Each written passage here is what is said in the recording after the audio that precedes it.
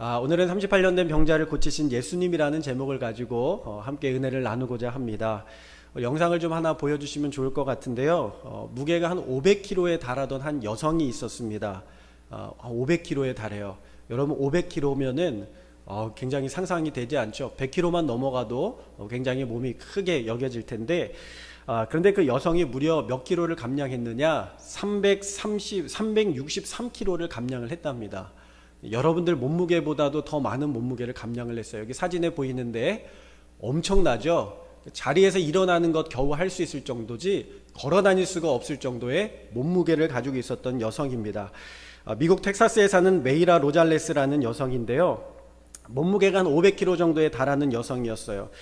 비대한 몸집으로 외출은커녕 집 안에서 움직이는 일상적인 일조차 할 수 없을 정도로 모든 것을 다 포기한 채 침대 위에서만 생활을 해왔습니다. 그런데 어느 날 가정에 문제가 발생을 해요. 조카가 죽게 됩니다. 원인을 알 수 없는 이유로 조카가 죽게 되면서 이 여성이 이 조카를 죽인 사람으로 살인자로 지목을 받게 돼요. 어떻게 죽였느냐? 몸무게로 깔아서 압사시켰다는 거예요. 그래 이 조카를 부검을 하다가 보니까요, 압사가 아니라 둔기에 맞아서 죽었는데 알고 봤더니 이 여성의 동생이, 그러니까 이 조카의 엄마가 자신의 아이를 때려서 죽인 거예요. 그래가지고 결국에는 감옥에 가게 됩니다. 자, 그렇게 되니까 어떻게 되느냐? 이 조카들을 이 여성이 양육을 해야 되는 거예요. 몸이 비만인 여성이 어떻게 양육을 할 수 있겠습니까? 그래서 조카를 돌보기 위해서 살을 빼지 않을 수가 없었어요. 목표가 생긴 거예요.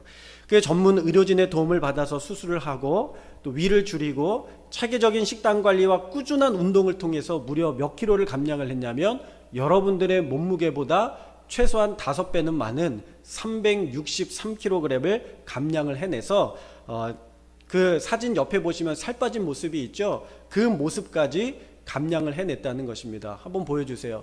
그러니까 왼쪽이 살을 빼기 전의 모습이고 오른쪽은요, 살을 뺀 후에 정상적인 삶의 모습을 보여주고 있는 것입니다. 여러분, 살을 빼니까요 직장도 구할 수 있게 되었고요, 살을 빼니까요 멋있는 근사한 남자친구도 사귀게 될 수 있었다는 것입니다. 그러면서 자신의 변화에 대해서 이렇게 이야기를 해요. 내가 목표가 생기게 되니까 살려고 하는 마음이 생겼고 이렇게 큰 기적을 이루어낼 수 있었습니다 라고 고백을 하는 거예요. 여러분, 어떻게 이렇게 큰 변화와 기적을 이룰 수 있었습니까요? 첫 번째, 목표가 있었기 때문인 줄로 믿습니다. 목표가 있어야 돼요. 여러분, 아멘 하셔도 돼요. 마스크 쓰셨다고 아멘을 입 다물고 있으라는 건 아닙니다. 괜찮습니다. 여러분, 첫 번째, 우리가 목표가 있어야 될 줄로 믿습니다. 어떻게 꼴찌하던 아이가 1등이 될 수 있습니까? 목표가 분명히 생겼기 때문입니다.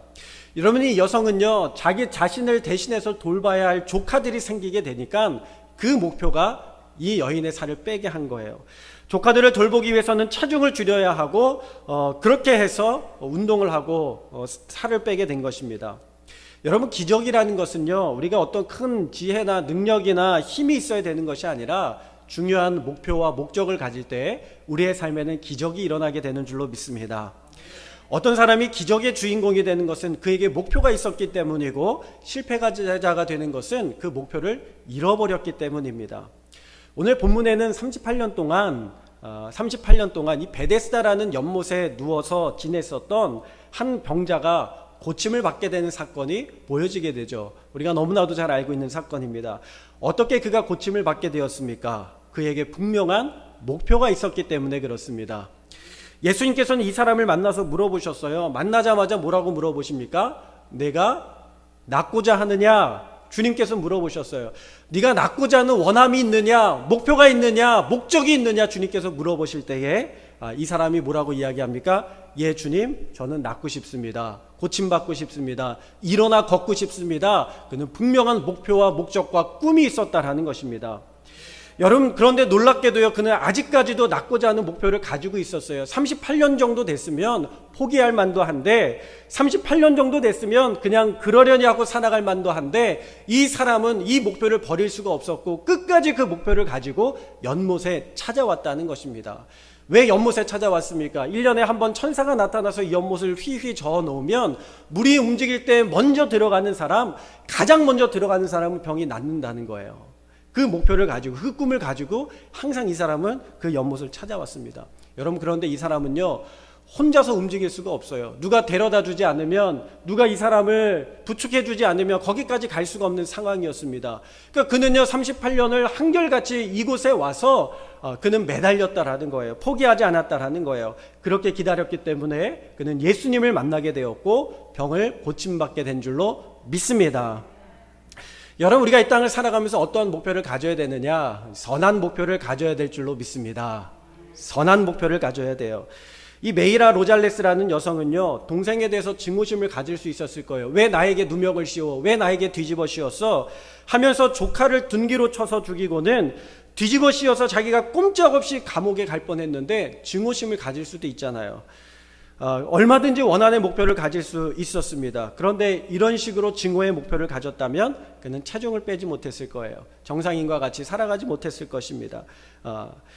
체중을 줄이는 그 피나는 노력을 감당하지 못했을 것입니다. 그런데 오히려 반대로 엄마가 감옥에 가서 돌볼 사람이 없는 이 조카들을 내가 돌봐야 되겠다라는 마음을 가졌을 때에, 사랑의 마음, 선한 마음, 좋은 마음을 가졌을 때에 이 여성은 그것을 좋은 에너지로 사용할 수 있었던 것이죠.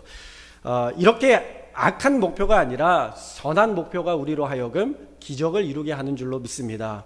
크게 성공한 인물들을 가만히 보면 다 선한 목표가 있었던 사람들입니다. 예일대학교, 미국의 아이비리그 예일대학교를 최우수로 졸업을 하고 18세기에 미국의 영적인 대각성운동을 일으켰던 조나단 에드워즈라는 사람이 있어요. 위대한 목회자죠. 그가 18살 때 목표를 갖습니다. 만약에 이 세상에 하나님을 기쁘시게 하는 자가 단 한 명뿐이라면 내가 그 사람이 되고 싶습니다. 내가 하나님의 마음을 기쁘시게 하는 자가 되고 싶습니다. 내가 하나님의 마음에 흡족한 자가 되고 싶습니다. 그가 목표를 가지고 살아갔고 하나님께서는 그를 하나님의 마음을 기쁘시게 하는 자로 사용하신 줄로 믿습니다. 영국이 낳은 세계적인 설교가가 있어요. 스펄전이라는 목사님입니다. 이분은 어렸을 때부터, 소년일 때부터 목회자가 되기로 결정을 했어요. 그의 결심은 시간이 가도 변하지 않았고, 그가 말로 외친 설교와 글로 쓴 설교는 이 세상 대부분 나라들의 언어로 번역이 되어서 교회와 목회자들에게 큰 영향을 미쳤습니다.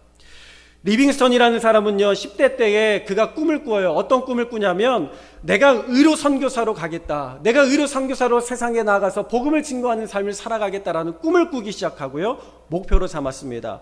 그리고 그 꿈을 이루기 위하여 계획을 세우고 공부했고, 하나님께서는 결국 그를 누구로 보내시느냐? 아프리카에 의로 선교사로 보내시게 되는 거예요. 그 아프리카의 심장부에 가서 복음을 전하는 하나님의 선교사로 그가 세움을 받게 된 줄로 믿습니다. 그러므로 우리가 이 땅을 살아가면서 분명한 꿈과 목표를 가져야 될 줄로 믿습니다. 그런데 우리가 가져야 할 하나의 원대하고 위대한 꿈이 있어요. 무엇이냐면 복음을 전하는 것입니다. 예수님을 전하는 것입니다. 예수님이 그리스도이심을 전하는 것입니다. 우리 요한복음 3장 16절의 말씀 잘 알고 있죠? 한번 외워볼까요? 암송해볼까요? 하나님이 세상을 이처럼 사랑하사 독생자를 주셨으니 이는 저를 믿는 자마다 멸망하지 않고 영생을 얻게 하려 하심이라. 아멘. 너무나도 잘 알고 있는 말씀 한 번 더 외워보겠습니다.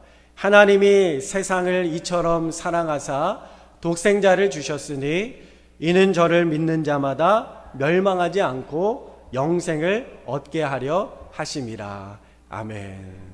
이것이 하나님의 마음이에요. 마태복음 28장 19절의 말씀의 초반부에 뭐라고 되어 있죠? 그러므로 너희는 가서 모든 민족을 제자로 삼아라. 오늘 주님 우리 가운데 말씀하시는 우리가 가져야 될 목표이고 우리가 가져야 될 꿈이고 목적인 줄로 믿습니다. 여러분, 우리의 목표는요 세상의 성공이 아니라, 건강하게 오래 살다 가는 것이 목표가 아니라, 명예와 부를 얻는 것이 목표가 아니라, 우리의 목표는 세상의 복음을 전해 세상을 복음화하는 것이 우리의 삶의 목표가 되고 목적이 되어야 될 줄로 믿습니다. 어떤 사람이 암에 걸렸어요. 암에 걸렸어요. 근데 주변에 예수 믿는 사람이 와서 이렇게 이야기를 해요. 교회 가서 예수 믿으면 고침받을 수 있어. 병 나을 수 있을 거야. 이 사람이 그 이야기를 듣고 교회에 다니기 시작했어요. 가서 열심히 속회 활동을 하고 열심히 봉사하고 열심히 예배드리고 열심히 충성했습니다. 열심히 선교회 활동도 했어요. 그렇게 한 1년 정도 교회를 다녔는데 정말 하나님께서 그의 병을 고쳐주시고 치료해 주신 것입니다. 얼마나 기쁩니까? 속도원들이 할렐루야를 외치면서 함께 기뻐하고 함께 즐거워했어요. 그런데 그 다음이 문제였습니다. 이 사람이 뭐라고 이야기하냐면 병이 낫고서는 이제는 교회를 그만둬도 다녀도 되겠다. 나 내일부터 교회 안 나올 거야 라고 속도원 식구들에게 이야기를 한 거예요. 그 속도원 식구들이 깜짝 놀랐죠. 아니 왜 교회 잘 나오다가 왜 교회를 안 나온다 그래? 그러니까요 이 사람이 이렇게 대답하는 겁니다. 아이고 이제 병이 나았는데 왜 교회를 다녀요? 병원은 병이 있을 때 다니는 거지 다 나오면 병원 갈 필요가 없잖아요. 내가 병 고침 받으려고 교회 나왔는데 이제 병 고침 받았으니까 안 다녀도 되겠네요 하고 안 나오더라는 거예요. 여러분 우리 가운데는 그런 사람이 없을 거라고 생각을 합니다. 목표가 잘못됐죠. 우리의 신앙생활이요 거기에 멈추면 안 돼요. 성공에 멈추면 안 돼요. 승리에 우리의 삶이 뭐 직장에 또는 시험에 여러 가지 문제를 통과하고 또 해결되는 것에 멈추면 안 됩니다. 예수 믿고 구원받는 것에서 멈추면 안 된다는 것입니다. 우리의 목표는 세상을 향하여 나아가 전도하고 변화시키고 예수 믿게 하고 사람들을 예수님처럼 살게 하는 것이 바로 우리의 목표가 되어야 될 줄로 믿습니다. 지금 코로나19로 인하여서 교회를 바라보는 시선들이 참 많이 달라졌어요. 얼마나 안타까운지 모릅니다. 예전에는 예수 믿으면 정직하고 예수 믿으면 성실하고 예수 믿으면 희생하고 헌신하고 예수 믿으면 믿을만하고 자신의 것을 내어주고 손해보고 사랑하고 용서하고 성실한 것의 대명사였습니다. 그래서 나 예수 믿습니다 라고 하면 그것이 곧 보증이 되었어요. 왜요? 그렇게 예수님의 말씀대로 살았기 때문에 그렇습니다. 근데 지금의 현실은 많이 달라진 것 같아요. 예수 믿는 사람들 고집세고 예수 믿는 사람들 막무가내고 무례하고 함부로 하고 범법하고 막대하고 무모한 사람처럼 보여지고 있다라는 거예요. 여러분 우리가 이것을 바라보면서 안타까워하면서 우리가 더 하나님의 말씀대로 살아가야 될 줄로 믿습니다.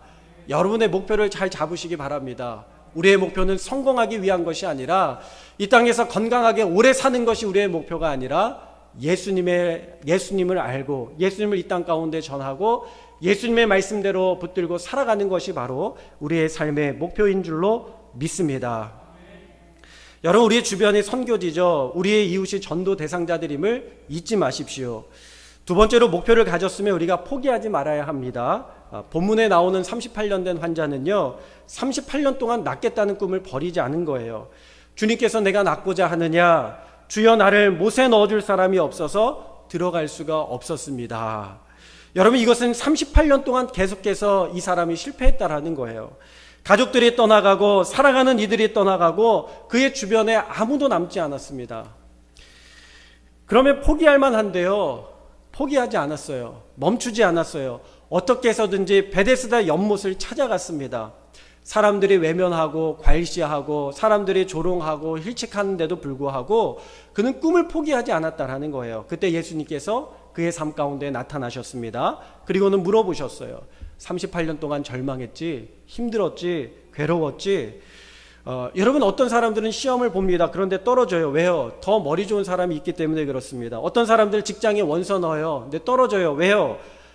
더 스펙이 좋은 사람들이 있기 때문에 그렇습니다. 그것을 몇 년을 했느냐? 38년을 해왔다는 거예요. 38년을 했다는 거예요. 그래도 중요한 것은 무엇이냐면 그 자리를 떠나지 않았다는 것입니다. 여러분 이것이 중요한 우리의 태도인 줄로 믿습니다. 그는 목표와 소원을 버리지 않았어요. 그렇게 포기하지 않고 끈질기게 목표를 붙들었더니 그는 예수님을 만나서 고침을 받는 승리자가 된 줄로 믿습니다. 여러분 가만히 보면요 이 사람은 그냥 승리자가 된 것이 아닙니다. 38년 동안 베데스다 연못에서 고침을 받은 사람 중에 최고가 되었다는 거예요. 왜요? 그동안에 수많은 사람들이 고침을 받았던데 한 사람도 성경에 기록된 사람들이 없어요.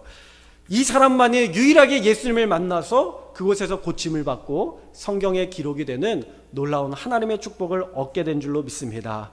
38년 동안 수많은 자들이 고침받았지만 그러나 하나님의 기쁨과 하나님의 사랑과 구원을 경험한 사람은 이 한 사람밖에 없었다라는 거예요. 그 베데스다 연못가의 역사를 후대의 영혼이 전한 사람이 누구냐? 예수님을 만나 고침받은 사람입니다. 그러므로 그는 지금까지 38년 동안 베데스다 연못에서 고침을 받은 사람들 중에 1등이라는 거예요. 최고라는 것입니다. 이렇게 기적을 이루기 위해서 우리는 하나님 앞에 나와서 예수님의 십자가를 끝까지 붙들고 포기하지 말아야 될 줄로 믿습니다. 안 돼도 포기하지 말아야 됩니다. 미국의 위대한 식물학자 원예가 그리고 농업과학자인 루터 버뱅크라는 사람이 있어요. 이 사람이 55년 동안 씨앗을 연구하는 사람이었는데 800개가 넘는 씨앗들을 다양한 식물들과 개량을 해서 연구를 했습니다. 그런데 그가요, 뭐 콩이라든가 오이라든가 옥수수라든가 뭐 여러 가지 많은 화초의 개량을 실험하는 실험 중에 문제에 계속 봉착하게 되는 거예요. 근데 포기하지 않습니다. 한 번 실험하고 두 번 실험하고 무려 6,000번의 실험을 하면서도 포기하지 않는 거예요. 그랬더니 놀라운 열매들과 업적들과 결과들을 이뤄내게 되었습니다. 우리가 잘 알고 있는 KFC라는 그 프랜차이즈가 있죠. 패스트푸드점이 있습니다. 켄터키 프라이드 치킨이라는 그런 곳인데 이 설립자인 샌더스라는 사람은요, 이 KFC를 창업해서 전 세계의 체인점을 갖게 되는 그런 성공을 이루게 됩니다. 근데 이 사람이 창업한 나이가 몇 살이냐면 62세예요. 그러니까 여러분 포기하지 마세요. 포기하지 마세요. 꿈을 가진 사람에게는요, 늦은 것이 없다는 것입니다. 62세에 그가 창업을 하게 되는데 자신의 독특한 요리법을 가지고 사람들을 두드렸습니다. 창업을 하면 투자금이 있어야 되잖아요. 자금이 있어야 되잖아요. 자신의 요리법을, 레시피를 들고 다니면서 문을 두드렸는데 아무도 응답하지 않는 거예요. 이 사람의 요리법이 뭐냐면 압력솥에다가 그 치킨을 넣고 고온과 압력으로 치킨을 튀겨내는 거예요. 삶아내는 거예요. 근데 이 독특한 요리법을 아무도 받아들여주지 않는 것입니다. 1008번을 두드렸대요. 1008명의 사람들을 찾아가서 두드렸대요. 하루에 한 번씩만 찾아가도요, 3년 동안 쉬지 않고 찾아가야 되는 그런 사람들입니다. 그렇게 찾아가서 포기하지 않았고 1009번째 문을 두드렸을 때에 그것을 인정해주고 또 투자해주는 사람을 만나서 지금의 큰 사업을 이룰 수 있게 되었다는 거예요. 우리가요, 하나님 앞에서 포기하지 말아야 될 줄로 믿습니다. 본문의 환자가 38년간 실패해도 포기하지 않았던 것처럼 저와 여러분도 어떠한 어려움이 있어도 포기하지 말고 하나님의 말씀 붙들고 기도하고 또 승리할 수 있기를 주님의 이름으로 축원합니다. 세 번째로는요, 사람의 도움이 아니라 하나님의 도우심을 구해야 될 줄로 믿습니다. 우리가 먼저 왜 38년 동안 실패한 사람이 왜 실패했는지를 알아야 된다는 거예요. 왜 실패했을까요? 그가 이렇게 이야기를 합니다. 주여, 물이 동할 때 나를 못에 넣어줄 사람이 없어 내가 가는 동안에 다른 사람이 먼저 내려갑니다. 이렇게 이야기를 해요. 사람이 없어서 내가 들어가지 못했어요. 나를 도와줄 사람이 없어서 내가 병고침을 받지 못했어요. 나를 이끌어줄 사람이 없어서 내가 치료받지 못했어요. 라고 이야기하고 있는 거예요. 여러분, 그가 실패한 이유는 사람을 찾았기 때문에 그렇습니다. 사람에게 도움을 얻으려고 하면 우리가 실패할 수밖에 없어요. 지금 이 나라에 산적해 있는 모든 문제들 사람에게 기대면요, 소망이 없습니다. 질병과 부동산과 취업과 여러 가지 문제들을 해결하려고 수많은 사람들이 애쓰고 수고하고 있지만 그럴 때마다 더 많은 문제들이 우리의 삶 가운데에 드러나게 되는 것이죠. 여러분, 이때일수록 우리가 더욱더 하나님 앞에 엎드려 기도하고 부르짖어야 될 줄로 믿습니다. 여러분, 이것은요, 인간이 문제를 해결할 수 없다는 거예요. 사람이 해결할 수 없다는 거예요. 이 사람이 언제 문제를 해결받았습니까? 예수님을 만났을 때에 해결받게 된 줄로 믿습니다. 예수님께서 그 사람에게 찾아오셔서 말씀하셨어요. 네가 낫고자 하느냐. 그리고 나서 뭐라고 말씀하십니까? 일어나 내 자리를 들고 걸어가라. 주님 명령하실 때에 이 사람이 그 자신의 자리를 들고 일어나서 고침을 받아 세상을 향하여 나아가게 된 줄로 믿습니다. 예수님은 물을 동하게도 하시지 않으셨어요. 그를 물속에 넣어주신 것도 아닙니다. 다만 말씀으로 명령하셨어요. 일어나 내 자리를 들고 걸어가라. 그리고 그 말씀을 듣고 순종했을 때에 이 사람은 고침을 받게 되었고 기적을 경험하게 된 줄로 믿습니다. 여러분, 기적의 승리자가 되기를 원하십니까? 우리가 예수님의 말씀에 순종하며 살아갈 때에 우리의 삶에 하나님의 능력과 역사가 부어지게 될 줄로 믿습니다. 사람을 찾지 마시고 하나님을 붙드시기를 바랍니다. 말씀 가운데 순종하시기를 바랍니다. 그러면 우리의 삶에 하나님의 역사가 나타나게 될 줄로 믿습니다. 기도하겠습니다.